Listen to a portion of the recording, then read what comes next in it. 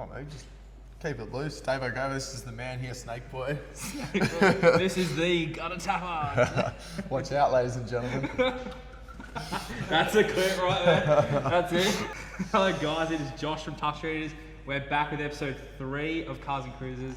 We have the man, David, resident loose unit. Carramdown's local, you know, whatever couch that you'll find me on. He also works for the big man Lloyd at Lloyd's Garage.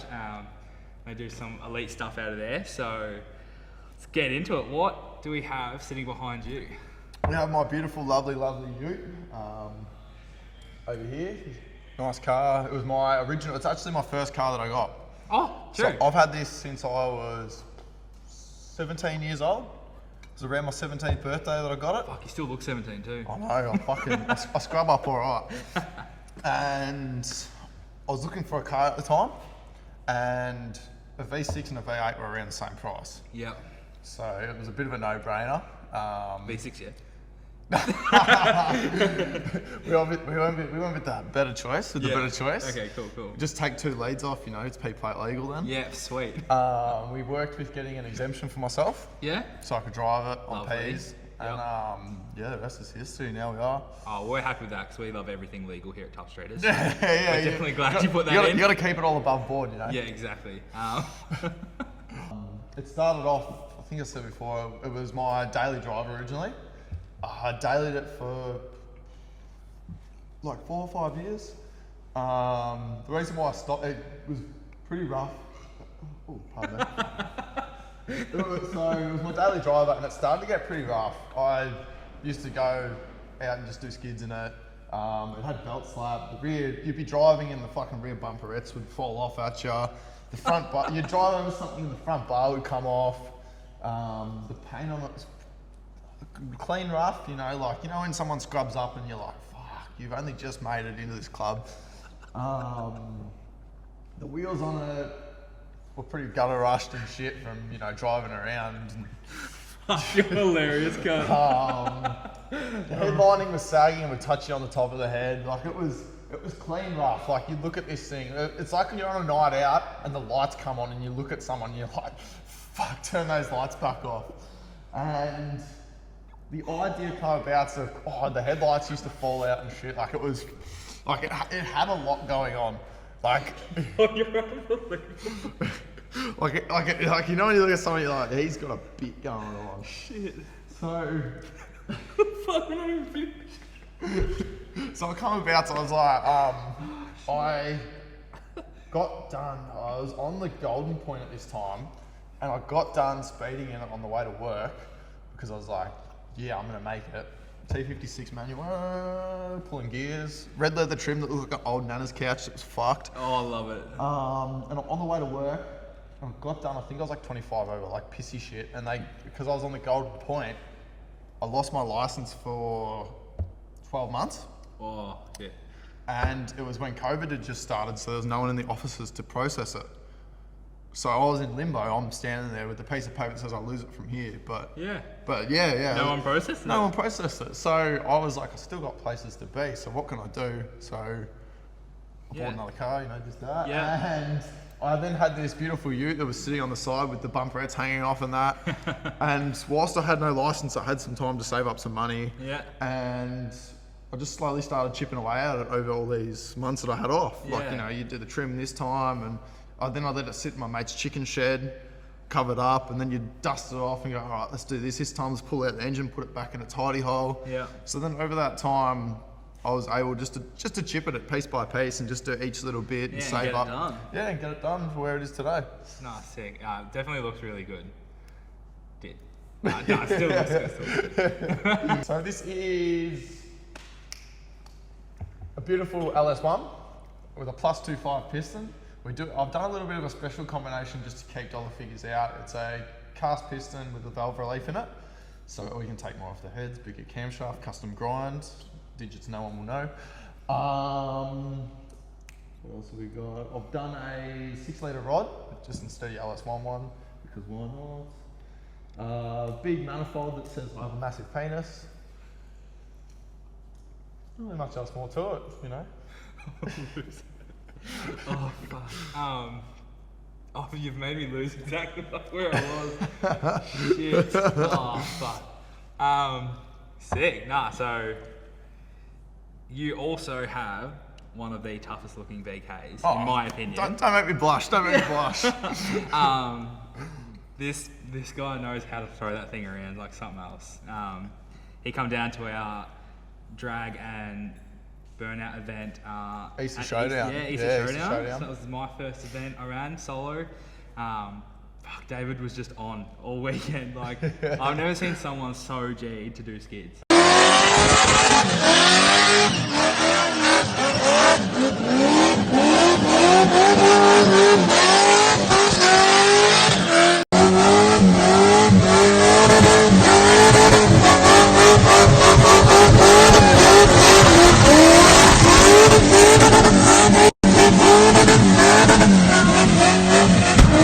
Like, I love skids myself, but you were just next level. Like, Yeah, that was before we got there. That was all the show just before that. 28 hours before it, I had a bare block. yeah, that was And I hard. re-rang it, re-bearinged, got it all machined, just to make the event. Yeah. No, I definitely appreciated that.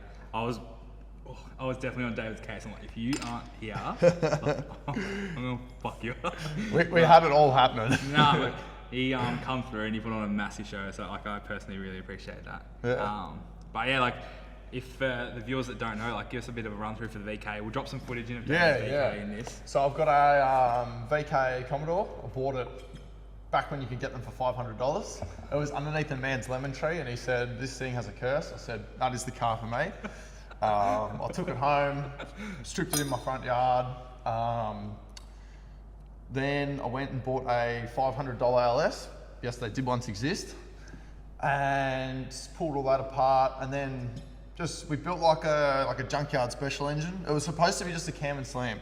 Pulled it apart, and then we realised, yeah, this thing needs bearings, it needs machining, Needs everything. It needed everything. So started saving my pennies together, and we developed like a junkyard sort of, like a cheaper alternative. Cheap as you can. Yeah, so we got it all together, screwed together nicely. Done a rear end in it too, because I was like, fuck, I don't want to destroy this thing. Very thankful now that I did that. Yep. Turbo 400 gearbox, pretty standard-ish trim on the inside. Sometimes we put some H plates on it and drive it around. Yeah, killer. So I love like asking people this, like, what got you into cars? Like, everyone's got such a unique story. Yeah, how they got in. So, I started off, my old man was really into them. Yeah, a long time. I grew up growing up in the shed and yeah, tinkering with things and Yeah. as people do. Not so good with school, but better in Yeah. the shed, hands on. yeah, better with a spanner in the hand. Yeah, 100%. Something I like to ask everyone. Yeah. It's big shot, like, just into nothing, because it's such a hard question to ask. Ute's finish is exactly how you want it. Yeah. You've got your old shitter back. What is the dream?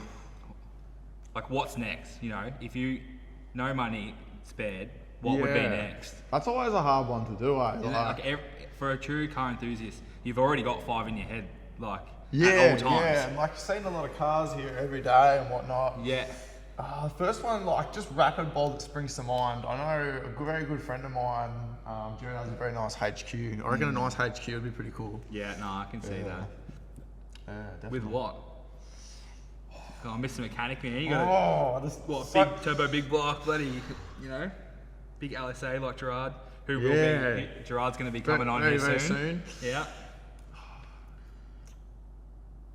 Yeah, probably something cast iron based, maybe single turbo, turbo 400, big trans brake. So just everywhere you can just sit on it and get off of it. I reckon that'd be pretty sick. Yeah, nice, sick. Yeah. With obviously this segment is called Cars and Cruisers. Yep. Cruiser hasn't actually jumped on board yet, but our people are talking to their people. I'm waiting for my letter in the mail. But we've got a leaderboard upstairs.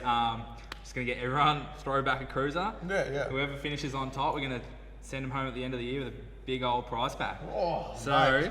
you can pick your poison. Let me get upstairs and embarrass myself. Let's go. We've got whatever one you want. You choose. You want a lime? Yeah, I got a lime. We've got a lime. Lime's mine. I'll run it back with a lime. Yeah, we'll go with lime.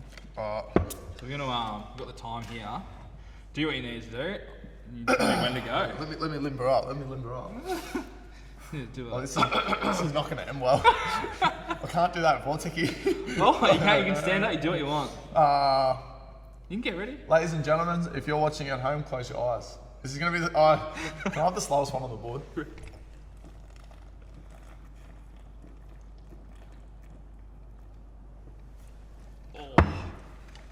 You're not the slowest, not the quickest.